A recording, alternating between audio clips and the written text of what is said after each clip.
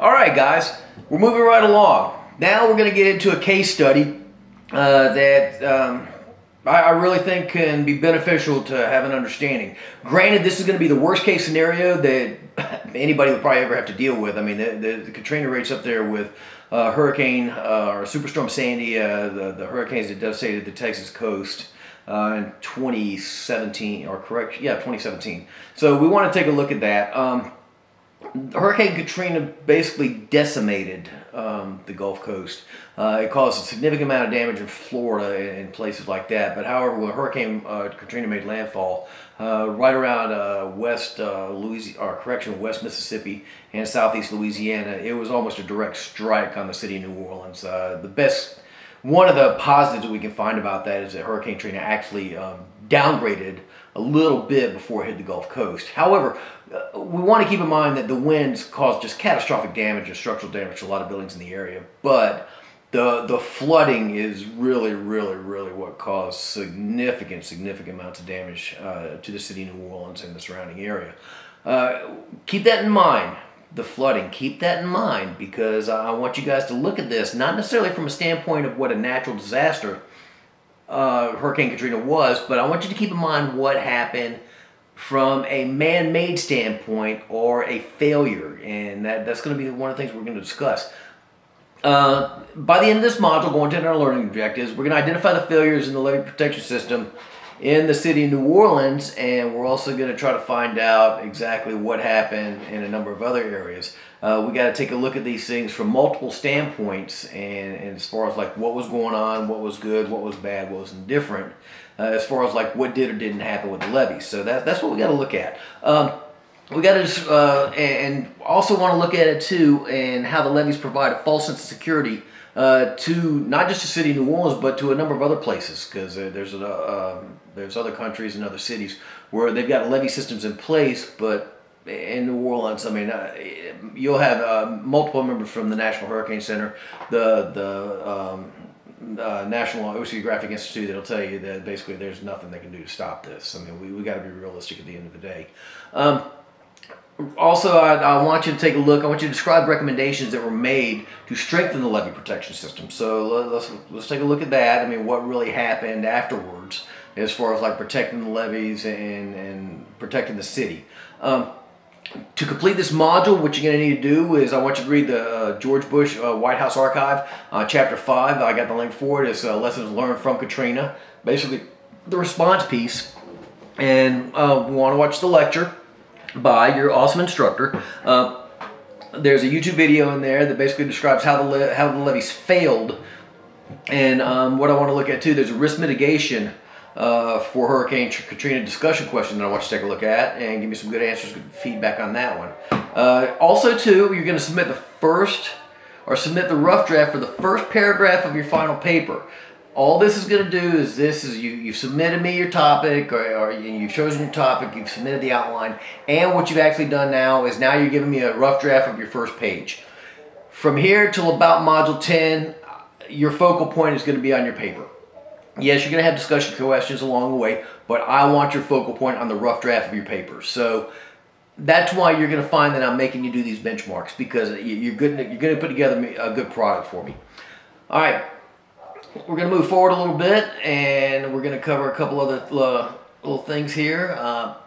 Basically, what I want you to understand is that basically George Bush said in 2005, the government will learn lessons of Hurricane Katrina. We're going to review every action and make necessary changes so that they can better prepare for any challenge of nature or an act from evil men. So the president was also thinking about it. He was the 9/11 president, so he's thinking about that too. So think about that. The president dealt, and again, we're not going to get into the politics, the president dealt with two major incidents that looking at it from a risk management standpoint. He dealt with 9/11, he also dealt with Hurricane Katrina. It's a lot of pressure. That's a lot of pressure for one man to be under. So let's keep that in mind at the end of the day, as far as what we learned. Some of the things that they did learn from Katrina is that the national preparedness, they integrated the use of military capabilities. Let me back up a little bit.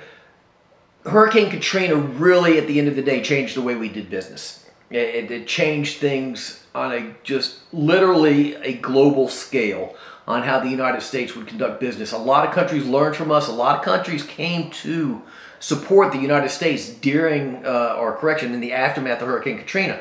Everybody learned something along the way. It's a good thing. So if we could find positives in Katrina, everybody learned something. Everybody was figuring things out.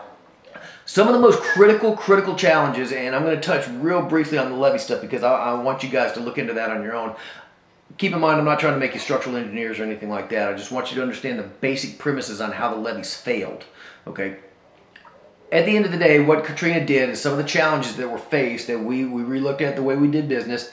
National preparedness I covered, the integration of military capabilities. So the National Guard and active duty military really got involved with Katrina rescue operations. The military has really got involved with it, especially at the National Guard level and the active duty level, because they do what's called DISCA, Defense and Supporting the Civilian Authorities. So they're really doing a lot of work on that one. Okay, communications. We started figuring it out, going all the way from Oklahoma City, the bombing at the Monroe Building, all the way to where we're at now. Communications are just a headache and a heartache. It is what it is. There's been so many efforts trying to streamline that process that sometimes it just gets overwhelming. But mutual aid channels on police radios, the FBI, law enforcement, fire departments, EMTs, and everything else, they're working towards that. So that's just going to be a constantly evolving, growing process. Logistics and evacuations, extremely complicated because there was a lot of references made to there was buses in the city of New Orleans where people could have been evacuated. You're going to get into a real touchy situation. You're going to get a real difficult situation because there may come times where people that work for your company or your organization may decide they don't want to evacuate. They want to stay with their homes. That's going to be something you got to deal with. You got to look at your business like that. So there's things you got to look at. Me personally, after Katrina, I was coming back from Iraq. I had a friend of mine call me up. He asked me to go turn on servers at his business because they were worried about losing a lot of their information. And this was before the clouds really took over and that information was stored in other places. Search and rescue, obviously that kind of feeds into the integrated use of military capabilities, obviously with the local law enforcement. Search and rescue, public safety and security in the aftermath. There was a lot of things that went on. The looting was not as bad as the media made it out to be, but there were still issues with looting, and you still got to address the looting issues and a number of other security issues. If you're in a business, if it's your business where you're the security manager, the risk manager, you've got to think about that. How are you going to protect your business if the alarms go down? If there's a situation that you can't deal with, that's going into what we're going to talk about later down the line as far as contingency, our contingency plan or a continuity plan to make sure basically the show must go on. Public health and medical support, they had to look at that because it was just so overwhelming. I mean, you looked at the approximately 1,500 people in Katrina were victims of the storm, and then you had multiple other people that were displaced. You had elderly, you had invalids and things of that nature. Human services, mass care and housing will play into that. Public communications, we covered that. Critical infrastructure and impact assessment. Think about that one. That one's going to be kind of a little brainstorm for you. Think about critical infrastructure. Think about impact assessment. What's the impact on your business? What's your support you're going to have for critical infrastructure? Say the power goes down, the water goes down. There's just a number of other police can't respond.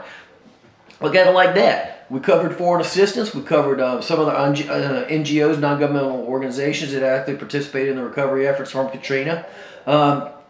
Here's something that I'm a huge fan of, and something that I would say if you really want to endear yourself to your department head, your supervisor, or something like that in the risk management world, you can never do enough training. You can never conduct enough exercises. You can always go back to lessons learned.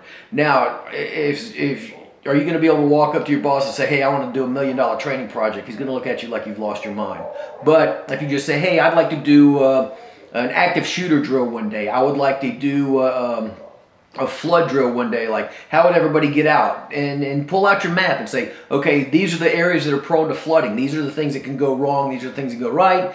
Like in New Orleans, we've got roads that we rely on because they know, or we know that they're going to be actually above normal flood stages. Just like on the flip side of the coin, there's a couple roads in New Orleans that I know that are going to flood. And one of them's I-10 leaving the city. I know that road will flood. All right? Different things like that. Homeland Security professional development and education, crucial because we're going back to that Homeland Security module, which or Homeland Security methodology, which again, I'm a huge advocate of. And citizen and community preparedness. Now, looking at it from a government standpoint, yes, obviously you're going to want to maintain some sort of preparedness for the citizens in the community. Also, you're going to have want to go back and have some sort of training and evaluation testing for you if you are a private organization. Read this, and again, stay away from the politics, guys, but read this. There are so many lessons learned that was of the utmost importance of how things that were lessons learned from Katrina. Now, getting into the levees, again, don't be a structural engineer. Hurricane Katrina devastated the Gulf Coast. We know that. Where was this water coming from that actually was being pumped in and actually caused the levees to start breaching? That's really where I want to get you to focus on. Tell me what happens, where the levees started collapsing, because the flooding is what devastated the city. The storm was bad, but the flooding is what devastated the city. All right. I'm excited about this module. I think it's awesome. I love doing case studies, especially on something that's just so important. And I think you guys are going to enjoy this. I hope you're as passionate about this stuff as I am. Let me know if you got any questions. We're not going to go crazy with it or anything like that. Just be straightforward. If you got any questions, let me know. Call me, text me, email me, whatever you got. We will get this thing worked out. See you next time.